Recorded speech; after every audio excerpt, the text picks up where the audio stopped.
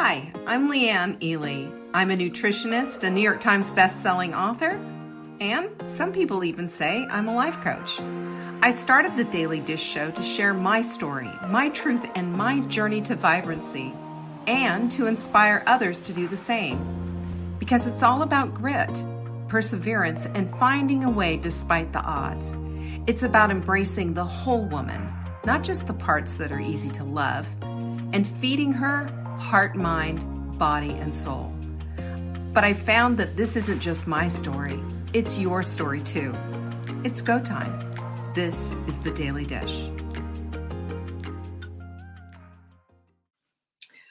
All right, so this week we've been talking all about resilience, because resilience is one of those things that is going to get you through if you have it, or it's going to hold you back if you don't.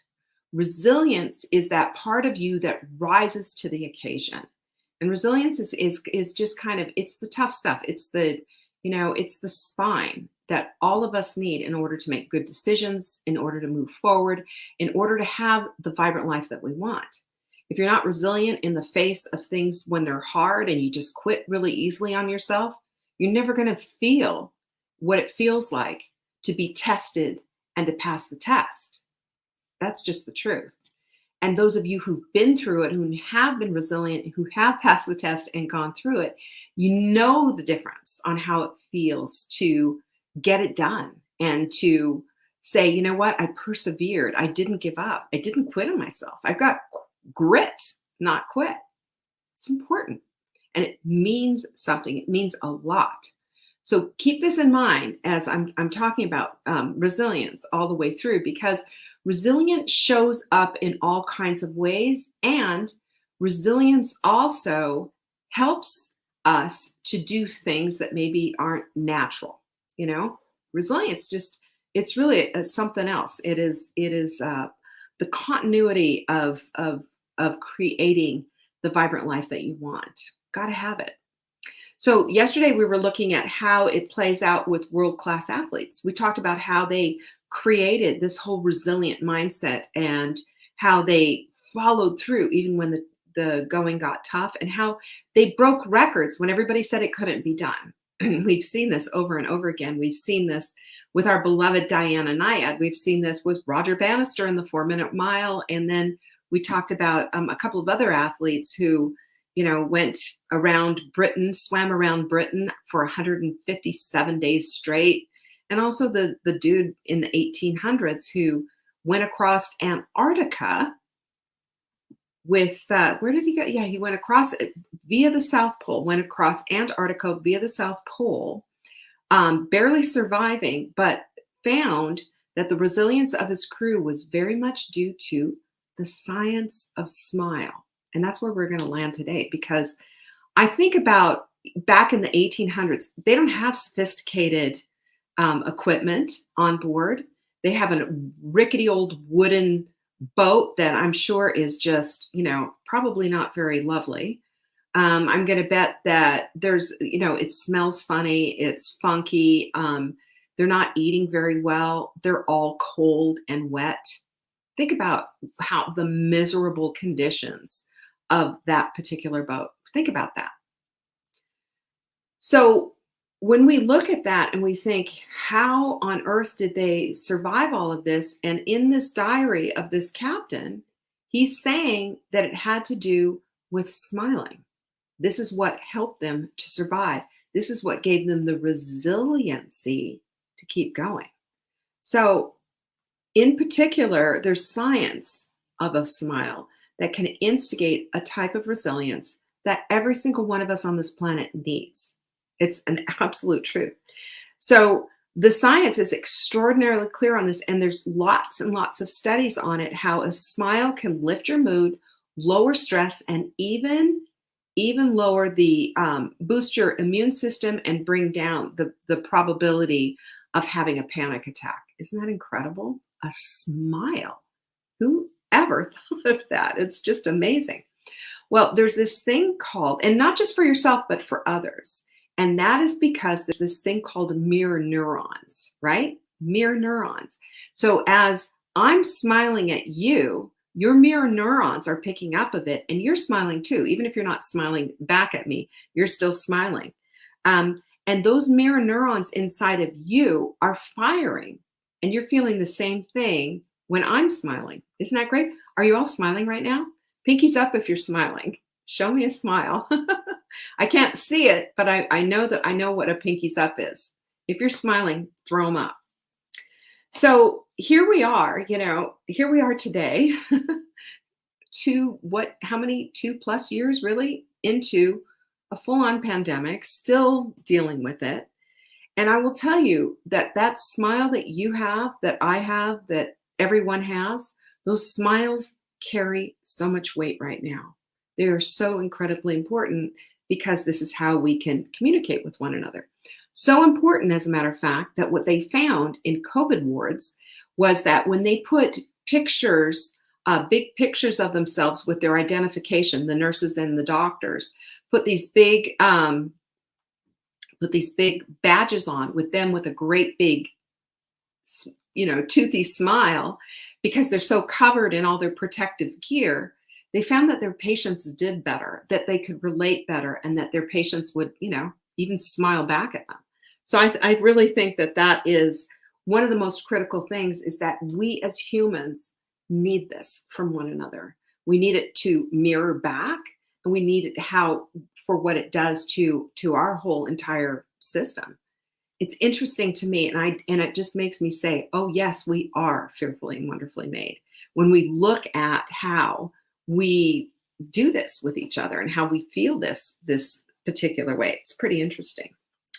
So when we smile, we release endorphins, just like we do when we are exercising, just like we do when we're exercising. Endorphins just make us feel good, And then there's also dopamine and serotonin, also known as the happy hormones. Those make us feel good. So we do this as we're exercising, but it's not always, necessary for us to exercise to release these. We can do it with a smile. And you want to hear something that's really crazy about this whole thing? You can read about this and you find it at PubMed. It's a natural painkiller. Because endorphins help to kill pain, and so do serotonin and dopamine. And get this, physical and emotional pain. This is why it works so well with depression. Do you know that one of the most effective ways of dealing with depression, better than any antidepressant on the market, is exercise? Exercise, and then you couple that with meditation. Well, read the science on it. It's pretty incredible. So these are just incredible ways that our bodies have of coping with stuff that's just no fun. It is no fun to deal with stuff that is constantly stressful. It's no fun to deal with stuff that has us constantly with our back up against the wall and feeling like we have no resources or no way out. A smile will turn the whole thing upside down. It will. And did you know that your smile is the physiological foundation for this emotional intelligence that we call empathy? It's true. When we have a smile, we are inviting somebody in. And our brains are trying to understand what that other person is about. So if you're having a discussion and you're obviously appropriately smiling, you don't do this when somebody's telling you some sad story and you just sit there grinning like a fool. But empathy is we are trying to join with the other to walk alongside. That's what empathy is. A whole lot different than sympathy. It's more like compassion, with putting your arm around somebody and saying, I love you and I care about you. So this is the coolest thing, I think. Yes, and we are fearfully and wonderfully made because we are built to love. We're built to care. And this is part of the whole design that God put in us in the first place. Isn't that incredible? So some people have to practice smiling, and other people, it's just part of who they are. They just smile easily. Smiling comes easily. Others, not so much. But the science always points to smiling people, smilers, I guess, as being a whole lot happier, more content, and yes, way more resilient than their sisters who have a hard time wrestling up a smile. Interesting. And the research shows that smiling turns a group into a community. I thought that just lit me up. Isn't that the truth? So when I go to the Hot Melt Sprint group, I see a ton of smiles. And here it is. Isn't it interesting? It's all online. We haven't had a get together in person for a number of years, but yet each one of these posts, I can see smiling lovelies on the other side of them. I can feel their connection simply because that's my choice. I choose to go in there like that. And I know that this is pretty much what's going on. It makes social interaction so much easier because smiling is contagious. It's contagious. So the connection that we have then is a smile. And sometimes, you get a lot of smiling little emoji fun things, and people are, posting funny things. It's fantastic. And to think that just this, small little group on Facebook out of thousands, probably millions of small groups that are out there, we got our little band of smiling warriors in there just doing their thing and hanging out together and trying to be the very best versions of themselves that they can be. I don't know about you, but that just makes me smile. I think it's wonderful. And also the research shows, this is fabulous, that people who smile are more trustworthy, more successful, and more attractive. Okay. You want to take that one to the bank? I say you do. Write out the check to Smiling Me. I can take this to the bank. There you go. All done. So then the question gets to the place of, if this is the truth, if this is what this research is showing, how can I smile more? How can I be more of a smiling person? So I've got this for you because I know you want to be that resilient, wise woman. And I know that you want to also maybe lighten the load a little bit. Anyone? I know for me, that's just absolutely true. So number one is seek out the funny stuff. Go find it. It's out there. Everybody who's here, go post a funny meme today in the Saving Dinner in our, not on, you can do it here on Saving Dinner, but you can also do it in our Hot Melt Sprint group. Funny memes just light people up. We love that, don't we? I love it. I love a funny meme. I love something that makes me laugh out loud, not at the expense of someone else, not something political or, some kind of whatever. Do something fun, just something fun that makes everybody have a good belly laugh.